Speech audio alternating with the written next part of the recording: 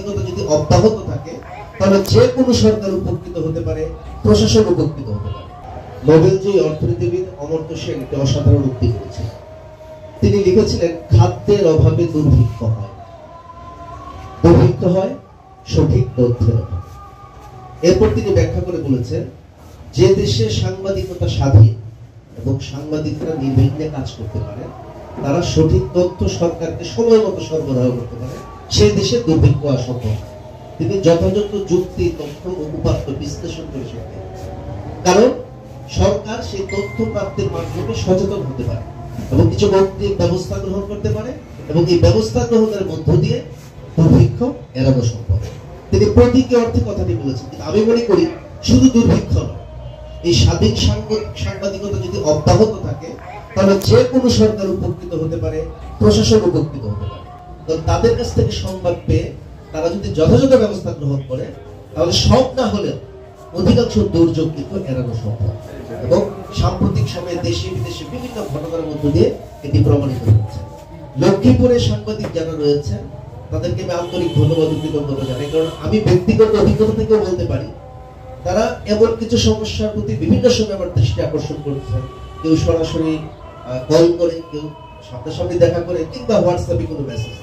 এবং আমি দেখেছি যে বিভাগের এটি কাজ, সেই বিভাগকে আমি সঙ্গে সঙ্গে জানানোর পর অধিকাংশ ক্ষেত্রে আমরা একটি পজিটিভ ফিডব্যাক পেয়েছি। তারা যদি আমাকে এই তথ্যটি না জানাতেন তাহলে কিন্তু এই ব্যবস্থাটি আমি গ্রহণ করতে পারতাম। এটা আমি উদাহরণ হিসেবে বলছি। কাজে এই সুযোগে আপনারা যদি সবাই উপস্থিত আছেন, আপনাদেরকে আন্তরিক ধন্যবাদ জানাই। এবং আপনারা হয়তো অনেকেই ইতিমধ্যে জেনেছেন যে আগামী রবিবার থেকে শুরু হচ্ছে, আমরা সপ্তাহব্যাপী অবৈধ স্থাপনা উচ্ছেদ কার্যক্রম পরিচালনা করব এই জেলা প্রশাসনের উদ্যোগে। আমাদের সঙ্গে সরকারের অন্যান্য বিভাগ এবং আইন শৃঙ্খলা রক্ষাকারী বাহিনীও থাকবে। কিন্তু এই যে তালিকাটি আমরা করেছি, এটি কিন্তু অধিকাংশ ক্ষেত্রে আমরা পেয়েছি এই জেলার সম্মানিত সাংবাদিকদের কাছ থেকে। এবং এর যোগে আমরা শুরু করব। আমরা খুব দ্রুত হয়তো সব শেষ করতে পারবো না, আমাদেরকে সময় লাগবে, কিন্তু আমি আপনাদেরকে এই সুযোগে কৃতজ্ঞতাটি জানাচ্ছি যে আপনারা যদি আমাদেরকে উপযুক্ত তথ্য দিয়ে সহায়তা না করতেন তাহলে আমরা এটি করতে পারতাম। আমরা মনে করি যে কোনো জনকল্যাণমূলক কাজ, মানুষের জন্য ভালো কিছু করার যে মানসিকতা, এটি যদি থাকে, আমরা যে পেশাতেই থাকি না কেন সেটি করা সম্ভব। আজকে আমি হয়তো প্রশাসনে আছি, কেউ শিক্ষকতা আছেন, কেউ রাজনীতি করছেন, কেউ আইনজীবী, কেউ ব্যবসায়ী, কেউ সাংবাদিক, কিন্তু আমাদের প্রত্যেকেরই উদ্দেশ্য হচ্ছে দেশের ভালো। আমাদের উপায়টি হয়তো আলাদা, আমাদের কার্য পদ্ধতিটি হয়তো আলাদা, কিন্তু আমরা একই উদ্দেশ্যে কাজ করছি। এবং এই ক্ষেত্রে আমরা কেউ কারো প্রতিপক্ষ নই, সবাই বরং সবার পরিপূরক।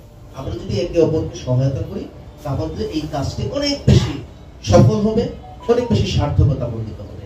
আর এই জেলার সাংবাদিকদের আরেকটি প্রশংসা আমি করতেই চাই, আমার সহকর্মীদের সাথেও করি। আমি ইতিপূর্বে বিভিন্ন জেলায় কাজ করেছি, বিভিন্ন ক্যাপাসিটিতে আমরা দেখেছি যে সাংবাদিকদের মধ্যে অনৈক্য এবং বিভেদের দেয়া। একটি উপজেলার 4টি প্রেস ক্লাব দেখেছি, কোনো কোনো জেলায় 5টি, 6টি এবং অগণিত এমন উদাহরণও আছে।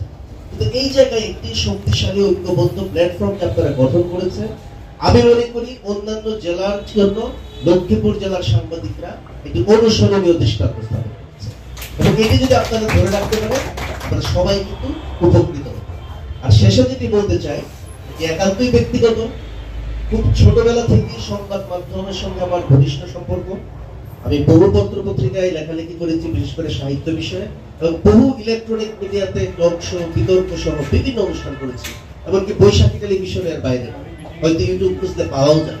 আমি যদি এই পেশায় না আসতাম তাহলে হয়তো আপনাদের পেশারই একজন পেশাজীবী আমি হতাম। কাজে আপনাদের সঙ্গে আমি বরাবরই একাত্মতা অনুভব করি। আমি মনে করি একটি চমৎকার দেশ গড়ার জন্য, একটি সুখী, উন্নত, সমৃদ্ধ বাংলাদেশ নির্মাণের জন্য স্বাধীন এবং দক্ষ সাংবাদিকতা অপরিহার্য, এবং সেটি যেন আপনারা বজায় রাখতে পারেন, তার লক্ষ্যে জেলা প্রশাসন লক্ষ্মীপুর বরাবরই আপনাদের পাশে থাকবে এই আশাবাদ ব্যক্ত করে, এবং বৈশাখী টেলিভিশনের এই চমৎকার বর্ষপূর্তি উপলক্ষে বৈশাখী টেলিভিশনের প্রতিনিধি এবং এই জেলার সম্মানিত অন্যান্য সকল সাংবাদিককে শুভেচ্ছা জ্ঞাপন করে আমার বক্তব্য শেষ করছি।